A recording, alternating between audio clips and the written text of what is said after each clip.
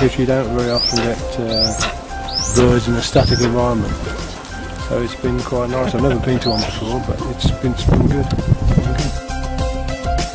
I do a little bit professional, but not enough to make any money, sadly.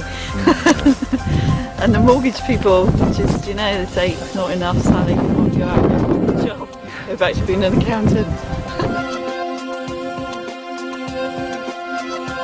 Well, I do a lot of portrait and wedding photography, so I thought it was a bit of a change of pace. I'd shoot feathered birds instead of ones in wedding dresses. Nice change. Gets me out. No wedding today, so